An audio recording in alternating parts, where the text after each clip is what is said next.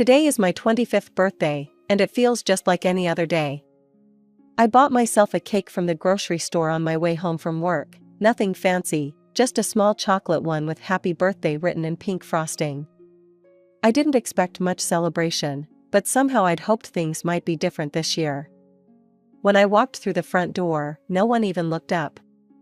Mom was in the kitchen preparing dinner while my stepfather Greg lounged on the couch watching TV. His kids, Amber and Jason, were glued to their phones as usual. "I'm home," I announced, placing the cake on the kitchen counter. Mom glanced over. "Oh, Robin, is that a cake?" Her eyes widened suddenly. "Wait, is today your birthday?" And there it was, the familiar sting of being forgotten. "Yeah," I said simply, 25 today. Greg wandered into the kitchen, followed by Amber and Jason. "Well, happy birthday," he said with that fake smile I've grown to hate. "We didn't get you anything, but the most important thing isn't gifts, right? It's attention." Mom nodded in agreement, as if they hadn't just completely forgotten about me until I reminded them. I forced a smile and thanked them anyway. We sat around the table for an awkward birthday tea. I excused myself to change out of my work clothes and take a quick shower. When I returned, I discovered they'd devoured most of my cake, leaving me a pathetically small slice, typical. As I sat there picking at my tiny piece of cake, memories flooded back. This disregard wasn't new, it had been my reality for 7 years now, ever since Mom married Greg when I was 18, 2 years after Dad died. Dad's death hit us both hard. He was diagnosed with cancer and gone within months. Mom fell apart, and I tried to be strong for both of us. I was just 16 then, struggling to process my grief while watching Mom sink into depression. When she met Greg at her workplace a year later, I was actually relieved. He made her smile again, and that was enough for me. The timeline works out perfectly in my head. I was 18 when they got married, which coincided with me leaving for college in another state. Back then, I didn't notice how differently they treated me. I was rarely home, only returning during holidays, and I spent most of that time catching up with high school friends rather than at the house. After graduation, I moved back home because Mom called me in tears. "Greg's having health problems," she explained. "He can't work full-time anymore, and my salary isn't enough for the bills and the kids." Amber was 14 then, and Jason 12. So I agreed to stay. I found a decent job as a marketing assistant at a local firm and moved back into my childhood bedroom. I gave Mom a significant portion of my paycheck each month for bills, groceries, and other expenses. I didn't mind at first, they were family, after all, and family helps each other out. That's what Dad would have wanted. But things changed when I hit 23, the complaints started small at first. "Robin, don't you think you could contribute a bit more to the household expenses?" Mom would ask.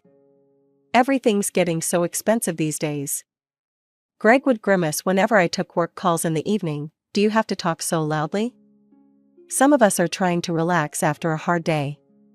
Then Amber started eyeing my room. "My room is way too small," she whined one night at dinner. "Robin's room is twice the size." "It's not fair." I sat silently through these complaints for months, trying to be understanding. But one night, after a particularly long day at work where I'd been passed over for a promotion, I snapped. "Robin, you really need to start giving us more for expenses," Mom said as we sat down for dinner. "The electric bill was outrageous this month." "And could you stop using the bathroom for so long in the mornings?" Amber added.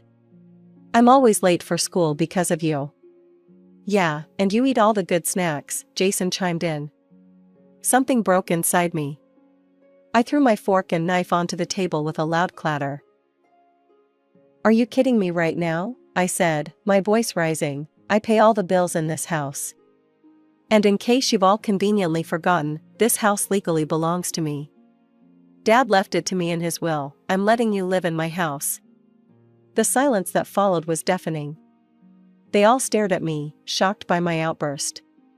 Mom's face flushed red, and Greg suddenly became very interested in his plate. They knew I was right, the house was mine. Dad had left it to me specifically before he died, along with a small inheritance that I'd used to pay the property taxes when I turned 18. The rest of dinner passed in uncomfortable silence. Mom kept shooting me disapproving glances, but I refused to back down or apologize. Later that night, there was a soft knock on my bedroom door. Mom entered without waiting for my response. "We need to talk about what happened at dinner," she said, her voice stern. "You shouldn't have spoken to us like that. Bringing up that you own the house was completely unnecessary and hurtful." "Hurtful? What about how you all treat me? Like I'm a walking ATM and nothing more?" Mom's eyes welled with tears, her go-to tactic when confronted. "You're being selfish, Robin. We're family, we've given you a home." "I've given you a home," I corrected her. "This is my house." "See, there you go again. Your father would be so disappointed in you." With that parting shot, she left, closing the door firmly behind her. I lay back on my bed, tears streaming down my face. Was I being selfish? The doubt crept in, as it always did. Dad had raised me to value family above all else, but I don't think he'd intended for me to become a doormat. Still, I couldn't shake the guilt that followed me to sleep that night. That conversation happened 2 months ago. Things have been tense since then, with everyone walking on eggshells around each other.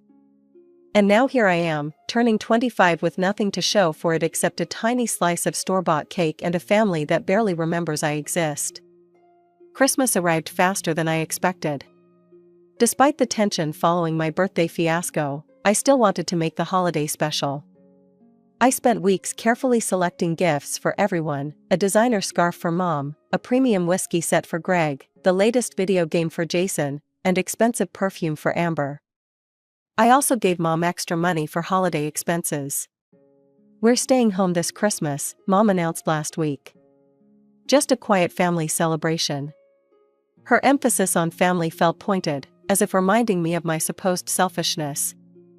I wrapped all the presents meticulously, hoping they might mend the rift between us. Silly me. Christmas morning arrived with the smell of Mom's cinnamon rolls wafting through the house. For a moment, it felt like old times, before Dad died, before Greg and his kids moved in, before I became the family ATM. I watched as they opened my gifts. Mom seemed genuinely pleased with her scarf, while Greg raised his eyebrows appreciatively at the whiskey. Jason immediately tore into the game packaging, and even Amber managed a reluctant thanks for the perfume. Then Mom handed me a small, poorly wrapped package. "This is from all of us," she said. Inside was a plain gray sweater with a clearance tag still attached. I recognized it from the sale rack at Target, $12.99, marked down from $24.99. I forced a smile. "Thank you." We gathered around the dining table for Christmas dinner. Mom had outdone herself with a feast: turkey, mashed potatoes, stuffing, 3 different vegetable sides. The formal china was out, something reserved for special occasions. As we finished the main course, Mom cleared her throat. "I have an announcement to make." She reached for Greg's hand, smiling at him proudly. Greg has fully recovered and returned to work full-time. Not only that, but he's received a promotion. He'll be the new regional manager, with a significant salary increase. Everyone clapped and cheered. I felt a wave of relief wash over me. Finally, I could cut back on supporting them financially. Maybe I could start saving for that trip to Europe I'd been dreaming about. And, Mom continued, turning to me with an expression I couldn't quite read, "We've decided it's time for some changes around here. Since we no longer need your financial assistance, we think it's best if you move out." I nearly choked. "What?" "Amber will be taking your room," Mom continued as if she hadn't just dropped a bomb. "She's growing up and needs more space." Amber clapped her hands excitedly. "I've already picked out new paint colors. Thinking of a lavender theme." I stared at them, dumbfounded. "Let me get this straight. I've been paying your bills for 3 years, buying your groceries, supporting this entire household, and now that you don't need my money anymore, you're kicking me out?" "It's not like that, Robin. You're 25 now. Don't you think it's time you had your own place? Most people your age aren't still living with their parents." Most people my age aren't financially supporting their parents and step-siblings, I shot back. Amber laughed. If you want, you can still pay our bills and buy groceries. We won't say no to free money. Everyone at the table laughed, except me. I felt my face burning with humiliation and anger. Without another word, I got up and walked to my room, slamming the door behind me. I lay on my bed, listening to them continue their Christmas celebration downstairs. Their laughter drifted up through the floor, each burst like a knife twisting in my chest. As I lay there, memories of the past 3 years replayed in my mind like a movie reel of disappointments. The time I missed a friend's destination wedding because I couldn't afford both the trip and that month's bills. The promotion I turned down because it would have required relocation. The car I still drove, Dad's old Honda with 200,000 miles on it, because I couldn't justify buying a new one when Mom was always asking for just a little extra this month. And my birthdays. God, my birthdays. The past 7 years of forgotten or minimally acknowledged birthdays came rushing back. The time Mom got me dish towels. The year Greg's gift was a $5 coffee shop gift card. The birthday when Amber and Jason didn't even acknowledge me, too busy with their own lives to notice. Meanwhile, I remembered how I'd gone all out for their celebrations. For Mom's 50th, I organized a surprise party and got her the watch she'd been eyeing for months. For Amber's sweet 16, I contributed heavily to the lavish party Greg and Mom threw her. For Jason's birthday last year, I helped buy the gaming console he wanted. The anger built inside me like a pressure cooker. They'd used me, all of them, and now that Greg had this promotion, they were discarding me like yesterday's trash. Well, they seemed to have forgotten one crucial detail: this was my house. Dad left it to me when he died.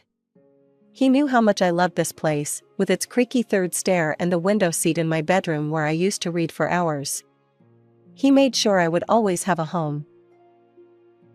And now they wanted to take that from me too? My sadness was rapidly giving way to a cold, calculated anger. If they thought they could push me around, they had another thing coming. I wasn't that naive 18-year-old anymore, desperate for her mother's approval and willing to do anything to keep peace in the family. I wiped my tears and sat up. Enough was enough. I'd been a doormat for too long. It was time to stand up for myself, really stand up. Not just momentary outbursts followed by guilt and acquiescence. I grabbed my laptop and started researching property laws, eviction processes, tenant rights, even though we had no formal rental agreement. I was the legal owner of this house, and it was time I started acting like it. As midnight approached and the sounds of celebration finally died down, I made my decision. They wanted me out? Fine. But they wouldn't be staying either. This house was mine, and I was done sharing it with people who didn't appreciate me. I woke up early the next morning with a clear plan. The house was silent, everyone was still asleep after their Christmas celebration. I threw on some clothes and crept down to the garage, where Dad used to keep his tools. There I found a sturdy wooden stake. Back in my room, I grabbed a piece of thick cardboard from my closet, the kind that comes with new dress shirts. Using a red marker, I carefully wrote "for sale" in big, bold letters. Next, I packed a bag with essential clothes and toiletries. I'd already found a hotel nearby with vacancy, nothing fancy, but clean and affordable for a few days while I figured out my next steps. Downstairs, I slipped out the front door and drove the stake into our front lawn, attaching my makeshift "for sale" sign. The ground was partially frozen, making it difficult, but my determination gave me strength. Once it was secure, I stepped back to look at it. Something about seeing those words made my decision feel real. I got in my car and drove away without looking back. The hotel was quiet, most guests having left after Christmas. I checked in, carried my bag to the room, and finally allowed myself to breathe. Turning on the TV for background noise, I sat on the bed and thought about what I'd just done. 3 hours later, my phone exploded. First came the calls, Mom, Greg, even Amber. Then the text messages started pouring in. "Robin, what is this sign doing in our yard?" Mom's first text read. "Call us back immediately," demanded Greg. I ignored them all until the count reached 20 missed calls. Then I composed a single, clear message. "The house is mine, I'm tired of how you all treat me. I've decided to sell it and buy myself an apartment near work. You should start looking for a new place to live. I don't want to see any of you right now." Mom's response was immediate. "You can't do this to us, this is our home too, where are we supposed to go?" Then, "You're being cruel and greedy, after everything we've done for you." I laughed out loud at that and turned off my phone. I needed space to think without their guilt trips and manipulation. The week between Christmas and New Year's passed in a strange limbo. I extended my hotel stay, ignoring the growing number of missed calls and messages. On January 2nd, I found a short-term rental apartment and moved my few belongings there. My next step was contacting a lawyer. I found Thomas Harrington, who specialized in property law, and scheduled a consultation. "So," he said after I explained my situation, "you inherited the house from your father when you were 18, correct?" "Yes, along with a small amount of money that I used to pay the property taxes." He nodded, making notes. "And since you moved back at age 22, you've been paying the utilities and contributing significantly to household expenses?" "Yes, about 70% of all household costs." "And there was never any formal rental agreement between you and your mother?" "No, nothing written down." Thomas leaned back in his chair. "Ms. Coleman, legally speaking, your position is very strong. You own the property outright. You've been paying the taxes and utilities. Without a lease agreement, your mother and her family are essentially guests in your home. So I can ask them to leave?" "Absolutely, we can prepare an eviction notice giving them reasonable time to vacate. 2 weeks is standard in cases like this. If they refuse to comply, we can involve the authorities." Relief washed over me. "Let's do it." We drafted the eviction notice that day. It was formal and direct, giving Mom and Greg exactly 14 days to vacate the premises. Thomas suggested sending it by certified mail, ensuring they couldn't claim they never received it. 3 days later, Mom called. I almost didn't answer, but something told me I should. "We need to talk," she said, her voice strained, face to face. I agreed to meet at a cafe downtown, neutral territory. When I arrived, Mom and Greg were already seated at a corner table. Mom's eyes were red-rimmed, Greg looked uncomfortable. "You can't be serious about this eviction," Mom said as soon as I sat down. "I'm completely serious." "But we have nowhere to go," she continued, tears forming. 2 weeks isn't enough time to find a place and move. You should have thought about that before telling me to move out of my own house on Christmas Day, I replied calmly. Greg leaned forward. "Look, Robin, we were upset. Things got said that shouldn't have been. You can come back home, we won't even ask for money toward the bills anymore." I shook my head. "It's too late for that. You made your feelings clear." Mom started crying openly now. "You're being so cruel. After everything I've done for you, raising you, caring for you. I'll take you to court. I'll sue for all bills I paid while you were in college." I'd anticipated this. I already discussed that with my lawyer. "If you sue me for all bills, I'll countersue for 7 years of rental payments for you living in my house. The average rent in our area is $1,800 per month. That's over $150,000 you'd owe me." The color drained from her face. She grabbed her purse and stormed out without another word, Greg following close behind. As I paid the bill and walked to my car, I realized this wasn't about winning or losing anymore. It was about standing up for myself and recognizing my own worth. For too long, I'd allowed them to take advantage of me, to make me feel like I was the selfish one for having boundaries. The next 2 weeks passed quickly. I threw myself into work during the day and spent evenings researching home renovations and local real estate values. If I was going to sell the house eventually, I wanted to get top dollar for it. The day of the eviction arrived. Thomas, my lawyer, suggested he accompany me to the house, just in case things got complicated. I agreed, grateful for the support. We pulled up to the curb at exactly 10 a.m. A moving truck was parked in the driveway, half filled with furniture and boxes. Mom, Greg, Amber, and Jason were all outside, working to load their belongings. When they spotted my car, they froze. Mom's face hardened into a mask of anger. Greg put his arm around her shoulders. Amber and Jason glared at me with undisguised hatred. "Good morning," Thomas said as we approached. "We're here to ensure the eviction proceeds as legally required." "We're going," Greg said tersely, "no need for the legal muscle. We've rented a place across town. Month to month until we figure something out." I nodded. "I'll wait in my car. Just let me know when you're done." As I turned to leave, Mom called out, "Is this really what your father would have wanted, Robin? For you to throw your family out on the street?" I stopped and faced her. "Dad wanted me to have security and people who loved me unconditionally. He wouldn't recognize the woman you've become." Her face crumpled, but I felt no satisfaction in her pain. Just sadness for what we'd lost. For the next 3 hours, I sat in my car watching them carry out their lives piece by piece. Furniture, appliances, boxes of clothes and books. Occasionally, Thomas would check on the progress, ensuring they weren't taking anything that belonged to the house itself. Thomas and I waited until the moving truck and their cars had disappeared down the street before entering the house. I braced myself for what I might find. It was worse than I expected. They'd taken everything they legally could, and then some. All the appliances were gone: refrigerator, stove, dishwasher, washer, and dryer.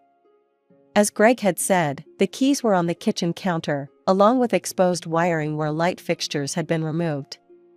In the bathrooms, they'd taken the shower heads, the towel racks, even the toilet paper holders.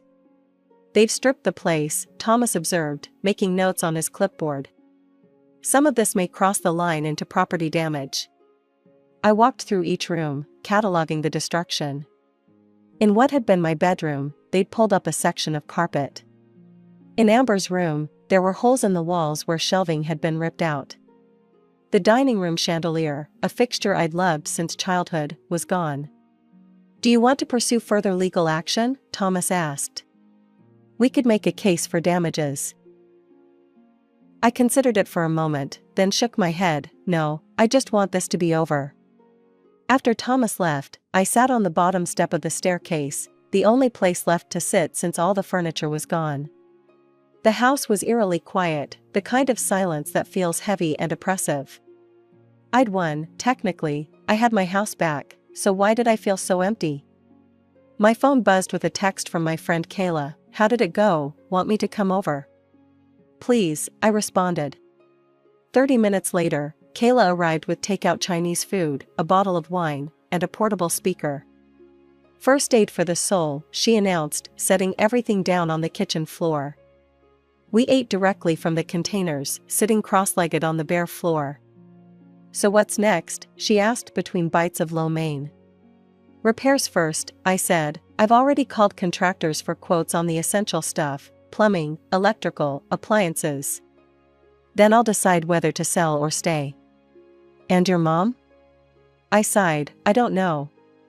Part of me never wants to speak to her again, another part misses who she used to be."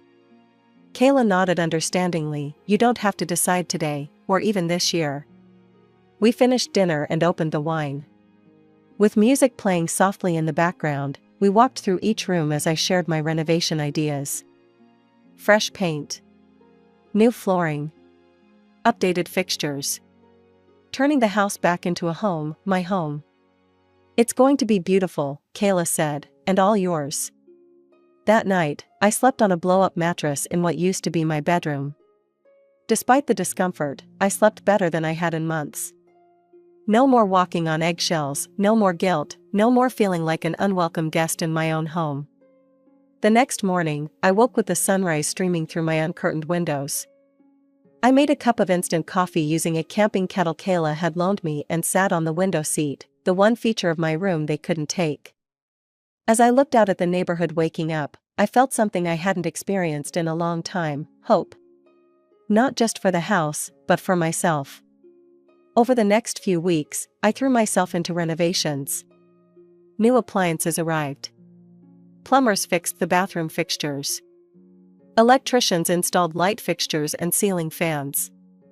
I chose paint colors, flooring samples, cabinet hardware, all the details that would make this place mine again. The for sale sign remained on the lawn, not because I was in a hurry to sell, but as a reminder that this was my choice now. I could sell if I wanted to. I could stay if I wanted to. For once, the decision was entirely mine. Mom called once during this time. I let it go to voicemail. Robin, her message began, her voice small and uncertain. I miss you, can we talk, please? I saved the message but didn't return the call. Maybe someday I would be ready to rebuild that relationship, but not yet. First, I needed to rebuild myself. As spring arrived, bringing new life to the garden Dad had loved so much, I realized I wasn't ready to leave this place after all. Too many memories lived in these walls, both painful and precious. I took down the for sale sign and planted flowers in its place.